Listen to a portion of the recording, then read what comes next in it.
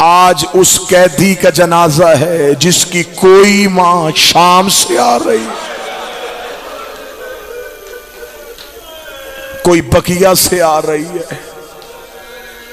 اب کوئی سید بیٹھا مجھے اگلی سطر میں معاف کرے، اس جنازے پہ، اس ہتکڑیوں والے قیدی جنازے پہ ایک وہ معصومہ بھی رونے آئی ہے جو خود کڑیوں میں آئی ہے۔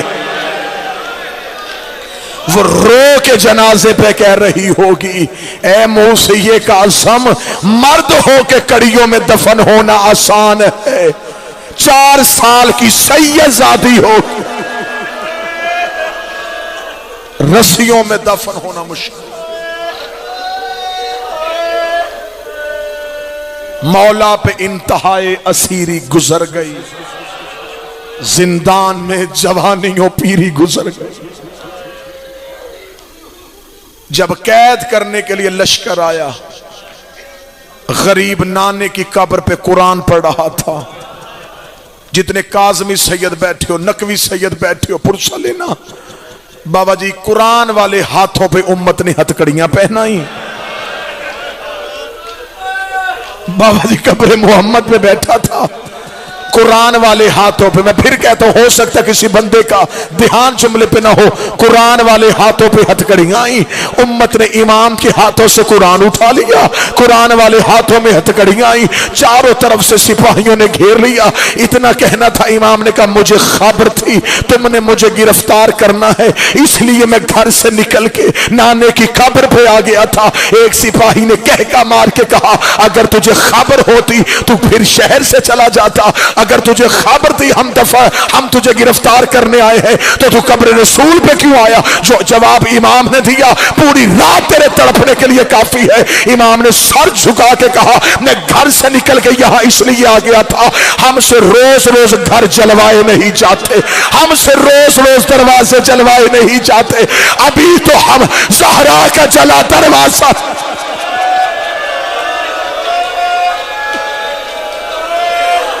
میں گھر سے نہ آتا تو میرے گھر آ جاتے، میری بیٹیاں پردے دار ہیں، مجھے بیٹیوں کے پردے کا احساس ہے۔ جتنے سید بیٹھے نوکر بن کے معافی مانگ کے اگلا جملہ پڑھنے لگا ہوں۔ امام نے دیکھ کے کہا، اچھا تم نے مجھے قید بھی کرنا ہے، قید بھی ہونا ہے، لے کے بھی تم نے مجھے جانا ہے، وطن بھی میں نے واپس نہیں آنا، اتنی مجھے اجازت دو، وہ سامنے میرا گھر ہے، میں ایک بار اپنے گھر سے ہو کے آؤں۔ اتنا کہنا تھا، ایک بغیرت سامنے آ کے کہتا ہے، ہم تجھے جانے تو دے، بتا تیری ضمانت کون دے گا؟ اتنا کہنا تھا، قبر محمد سے سارے مسلمان اٹھ کے چلے گئے۔ سامنے سے ایک یہودی کی دکان تھی، وہ چیختا ہوا آیا، آ کے کہنے کا گھر جا کے کیا کرے گا؟ امام نے کہا میری بیٹیاں میرے انتظار میں ہے۔ اس نے قدموں پہ ہاتھ رکھ کے کہا، میں تیری ضمانت دیتا ہوں، اسے گھر جانے دو، مجھے کڑیاں پہناؤ، جب تک یہ نہیں آئے گا میری کڑیاں نہ کھولنا، اگر یہ نہ آئے میرا سر پر سجدہ کر دینا۔ انہوں نے کہا کلمہ بھی نہیں پڑھتا، ضمانت بھی دے رہا ہے۔ اس نے کہا 10 سال ہو گئے مجھے مدینے میں دکان کرتے، مجھے آج پتا چلا اس غریب کی بیٹیاں بھی ہیں، اور میں نے آج تک اس کے گھر سے کسی بیوی کے آواز نہیں سنے۔ اتنا کہنا تھا، امام نے کہا میری ایک نہیں، میری 18 میں۔ ہائے ہائے مظلوم، ہائے میرا قیدی امام، آواز تھوڑی تیز کر۔ مجھے آج پتا چلا تجھ غریب کی بیٹیاں بھی ہیں۔ امام نے کہا میری ایک نہیں، میری 18 بیٹی، 19 بیٹے، وطن میں ایک بھی کی قبر نہیں۔ جتنے ایران کے زوار بیٹھے ہو، ایران تھوڑے تھوڑے فاصلے پہ کسی نہ کسی امام زادے کی قبر ہے، وہاں کے عالم دین سے پوچھو کس کی قبر ہے، وہ کہتا یہ بھی موسیٰ کاظم کی اولاد ہے، یہ بھی موسیٰ کاظم کی اولاد ہے۔ رکھ میرے سر پہ قرآن، جنگلوں میں قبریں ہیں موسیٰ کاظم کی بیٹیوں کی۔ صرف بیٹے نہیں، اس امام کی بیٹیاں رول گئیں۔ علی کی صرف ایک بیٹی شام میں، اس امام کی بیٹی حرمت سادات کی سب سے بڑی دلیل ہے موسیٰ کاظم۔ سیدوں میں مصعب میں امتی ہو کے تمہیں علم عباس کا واسطہ دیتا ہوں، سیدزادی کا کف کبھی بھی غیر سید نہیں ہو سکتا، ساری کی ساری بغیر عقد کے دنیا میں رول گئی۔ خون علی تھا، ہاتھوں میں ہتھکڑیاں پہنائی، پہنانے کے بعد انہوں نے لشکر کو 2 حصوں میں تقسیم کیا۔ ان کے ذہن میں یہ تھا اگر سیدھا بغداد لے کے جائیں، رستے میں کوئی حملہ کر کے امام کو چھڑوائے نا۔ انہوں نے ایک لشکر بغداد کی طرف، ایک بصرہ کی طرف روانہ کیا۔ میں پوری ذمہ داری کے ساتھ کتب کی روایت پڑھوں، انہوں نے امام کو بغداد سے پہلے بصرہ کی طرف بھیجا۔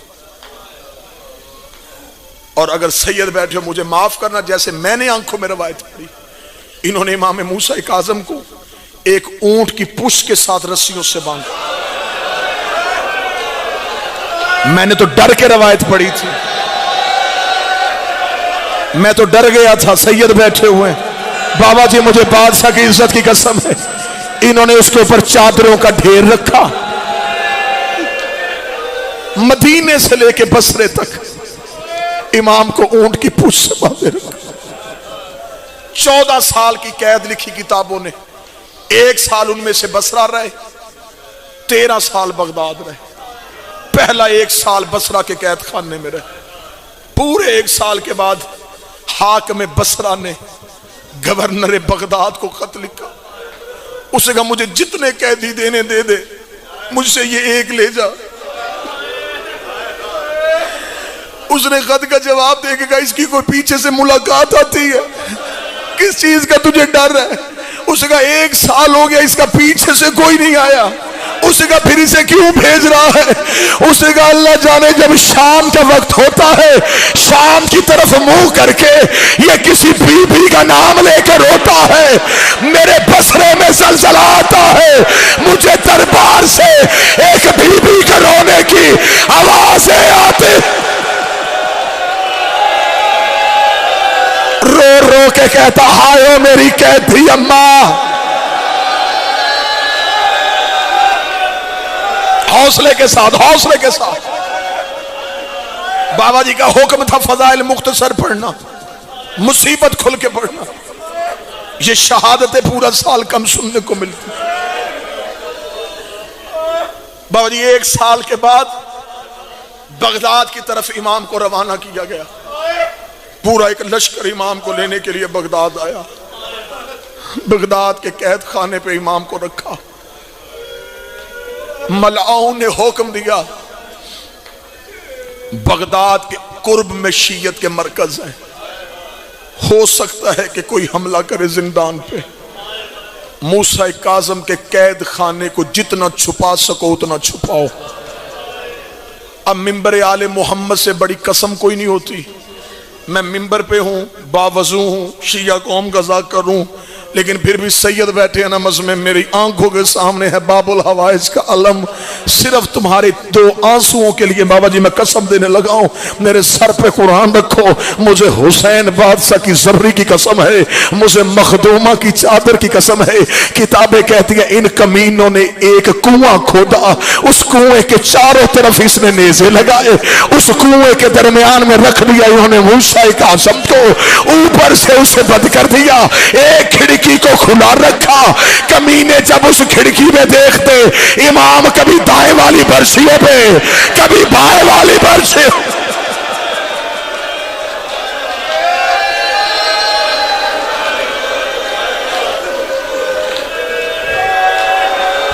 छत इतनी नीचे सीधा खड़ा ना हुआ जाए, दरमियान में है बतूल का जख्मी बेटा। 13 साल गुजर गए।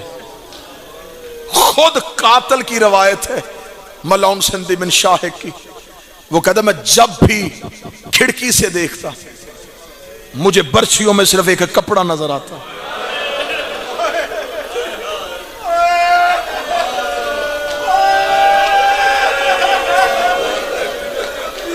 इस इमाम की पूरी शहादत के गवाह इमाम के कातिल है। बेटा तो कोई था नहीं, पूरी शहादत के गवाह है, कातिल है इमाम। दरोगा कहता जब 25 की रात आई है ना, मुझे जिंदान से तस्बीह की आवाज सिसकियों में बदली।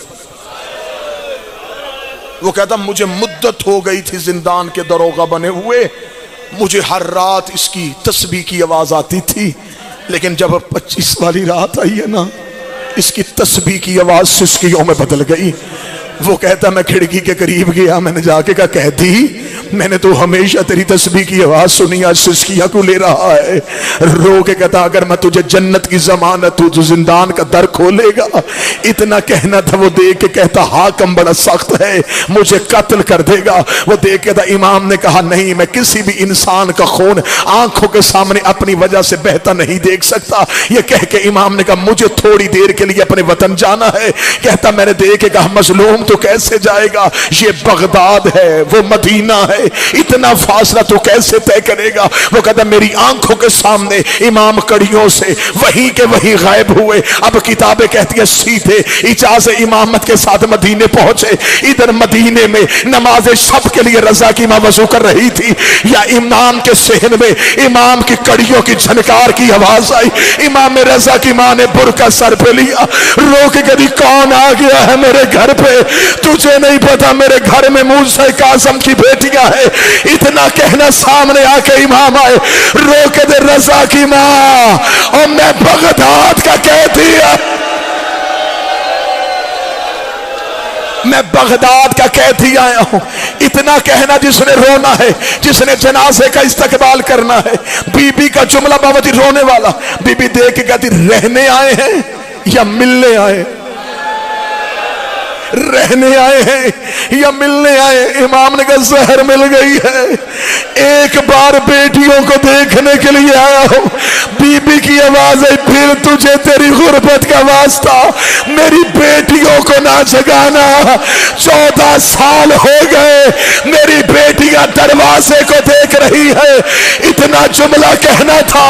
इमाम ने कहा नहीं जगाता, एक बार मुझे चेहरे तो दिखा, कोई सैयद बैठा मुझे माफ करना। रजा की मां ने हुजरे का पर्दा उठाया, सारी बेटियां मट्टी पे सोई हुई थी और जिनके बाप कैद हो वो बेटियां बिस्तर पे नहीं होती। एक एक करके बीबी ने पर्दा उठाया, फरमाया ये तेरी खदीजा है, ये तेरी फातिमा है, ये तेरी सुगरा है। इमाम एक एक बेटी का माथा चूमता रहा, सबसे छोटी बेटी के करीब आया। इमाम की अबा में किसी बच्ची का हाथ आया, आवाज आई और किसी को मिल ना मिल मुझे मिल के जा, मैंने कौम की पहाड़ियों में रोल के मर जाना। और मैं तेरी मासूमा बेटी और मैं तेरी फातिमा बेटी। आवाज आई फातिमा बाबे को बादशाह का जनाजा आ गया। जनाजा सामने आए, मैं आखिरी जुमला पढ़ूं, मुझे इस गरीब के जनाजे की कसम है इसके लाशों को बगदाद के पुल पे रखा नहीं गया, बगदाद के पुल पे जनाजे को फेंक दिया गया। एक काले बुरके वाली बीबी रो रो के कह रही थी ओ कोई कड़िया उतारो, ओ मेरा कैदी बेटा, ओ मेरा